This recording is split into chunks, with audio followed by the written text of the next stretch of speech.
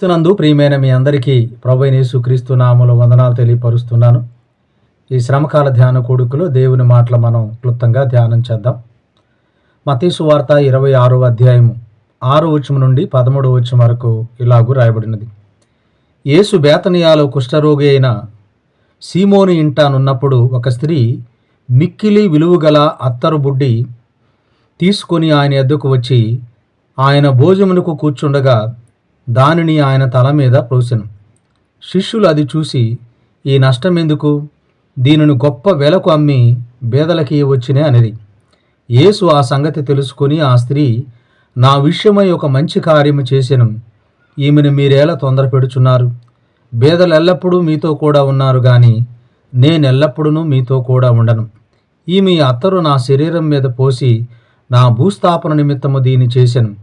సర్వలోకమందు ఈ సువార్త ఎక్కడ ప్రకటింపబడునో అక్కడ ఈమె చేసినది ఈమె జ్ఞాపకార్థంగా ప్రశంసించబడునని మీతో నిశ్చయముగా చెప్పుచున్నానని వారితో అనెను. ప్రార్థన చేసుకుందాం. పరిశుద్ధుడా, ప్రేమ కలిగిన తండ్రి, వందనాలు. ఈ సమయంలో నాతో మా అందరితో మాట్లాడమని, నీ సన్నిధి తోడుగా ఉండనిమ్మని యేసు నామములో అడిగి వేడుకొనుచున్నాం మా తండ్రి, ఆమెన్.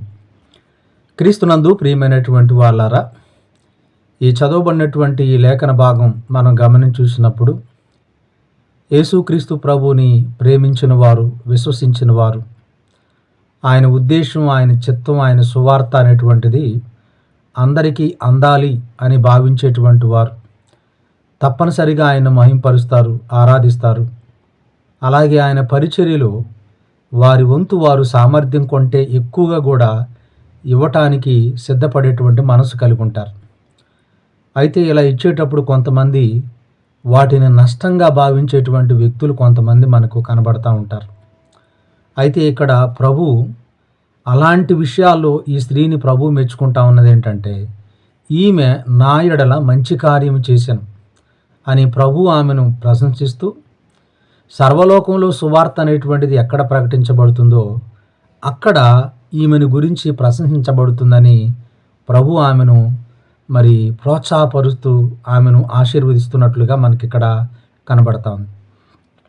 మీరు గమనించి చూసినప్పుడు యేసుక్రీస్తు ప్రభు వారు ఇంకా కొంతకాలానికి, అంటే కొద్ది సమయానికి లేదా కొన్ని దినాలకి శిలువ మరణానికి అప్పగించబడేటువంటి తరుణంలో ఈ ఇంటికి వెళ్ళినప్పుడు జరిగినటువంటి సంఘటన, ఒక విలువైనటువంటి అత్తరును తీసుకొచ్చి, ఈ యోహాను సువార్తలు అయితే 300 దేనారాలు విలువ కలిగినటువంటి అత్తరు అని మనకు అక్కడ కనబడతా ఉంటుంది. అంటే ఒక సామాన్యుడు ఉదయం నుంచి సాయంత్రం వరకు పనిచేస్తే ఒక దేనారు ఇచ్చేవాళ్ళు ఆ రోజుల్లో. అంటే 52 విశ్రాంతి దినాలు పోతే ఇంచుమించుగా సంవత్సరం యొక్క ఆదాయం. అంటే ఈ సంవత్సరం విలువైనటువంటి అత్తరు, యూదుల జీవితాల్లో చాలా అత్తర్ని విలువైనటువంటిది వాళ్ళు సిద్ధపరచుకొని సమకూర్చుకోవటం అనేటువంటిది పరిపాటి. కాబట్టి అంత విలువైనటువంటి అత్తరును యేసు ప్రభు ఉన్నటువంటి చోటుకి తీసుకొని వచ్చి ఆయన తల మీద పోయటం అనేటువంటిది ఇక్కడ గొప్ప సాహసంతో కూడినటువంటిది. ఆ ఇల్లంతా కూడా మంచి వాసనతో నిండింది. ఆమె ఒక్కసారిగా తీసుకొచ్చి ఆయన తల మీద పోసినట్లుగా ఇక్కడ మనం చూస్తూ ఉన్నాం. అయితే ఇక్కడ శిష్యులు ఉన్నారు, లేదా కొంతమంది ఉన్నారు. వాళ్ళందరూ ఏమంటా ఉన్నారంటే, ఈ నష్టం ఎందుకు? ఇక యోహాను సువార్తలు అయితే ఇస్కరియోతు యోధా కూడా ఈ నష్టం ఎందుకు అనేటువంటి మాట అనటం జరుగుతుంది. ఎందుకంటే వాడు దొంగ అయి వాడు దగ్గరికి వచ్చినటువంటి వాటన్నిటిని కూడా దొంగిలిస్తూ వస్తూ ఉన్నాడు. బేదల మీద శ్రద్ధ కలిగి కాదు, కానీ ఈ నష్టం ఎందుకు, దీన్ని అమ్మి బేదలకి ఇవ్వచ్చు కదా అనేటువంటి భావనతో మాట్లాడుతూ ఉన్నారు. మీరు గమనించి చూసినప్పుడు దేవునికి ఇచ్చేవి, దేవుని కొరకు చేసేవి నష్టంగా భావించుకోకూడదు. ఎందుకంటే అది కృతజ్ఞతతో కూడినటువంటిది. దేవుడు మనకు మేలు చేసినప్పుడు కృతజ్ఞతా భావంతో మనం ఆయన్ను ఘనపరచాలి, ఆరాధించాలి. ఆయన్ను మనం ఏం చేయాలంటే మహిమపరచాలి. మీరు యేసుక్రీస్తు ప్రభు యొక్క విలువ గనుక తెలిస్తే, మీరు పరిశుద్ధ గ్రంథంలో మీరు చూసినప్పుడు యేసు ప్రభు యొక్క విలువ తెలిసినప్పుడు యేసు ప్రభు కోసం ఏం కోల్పోవటానికైనా, ఏది చేయటానికైనా వెనుకంజ మాత్రం వేయలేదు. మీరు గమనించి చూసినప్పుడు మోషే పెద్దవాడైనప్పుడు ఐగుప్తు ధనము కంటే క్రీస్తు విషయమైన నింద గొప్ప భాగ్యమని ఎంచుకొని అని ఉంటుంది. అల్పకాలము పాపభోగము అనుభవించుట కంటే దేవుని ప్రజలతో శ్రమ అనుభవించుట మేలని యోచించును అని ఉంటుంది. అంటే క్రీస్తు విషయమై దేవుని యొక్క ఉద్దేశాలు నెరవేర్చడం కొరకు ఐగుప్తు ధనాన్ని ఆయన విడిచిపెట్టాడు.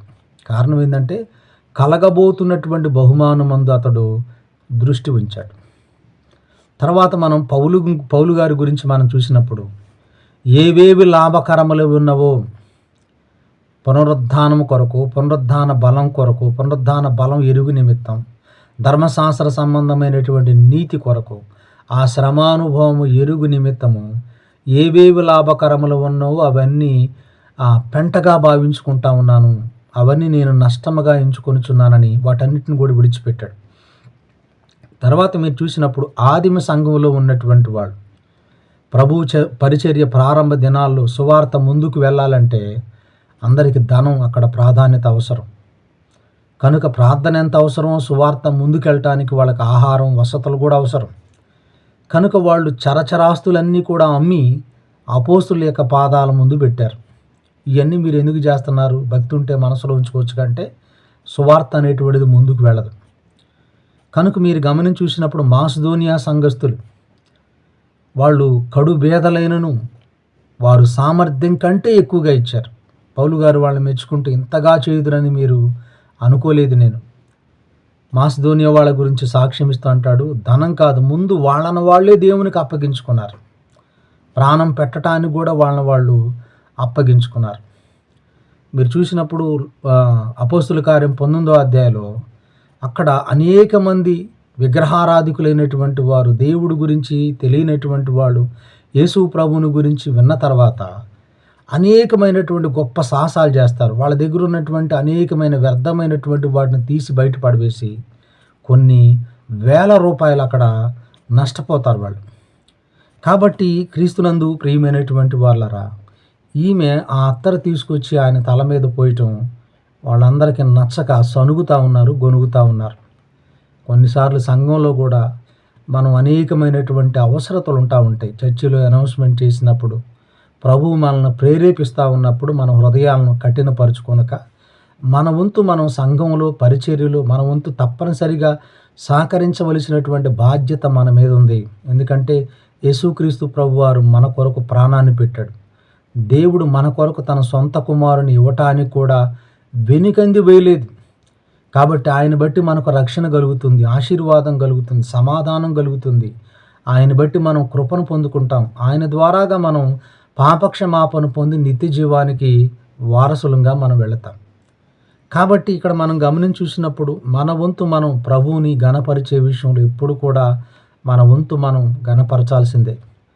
తూర్పు దేశం నుండి జ్ఞానులు వచ్చారు. వారు ప్రభువుని ఎంతగానో ఆరాధించారు, మహిమపరిచారు. వారి వంతులు వారు కానుకలు ఇచ్చారు.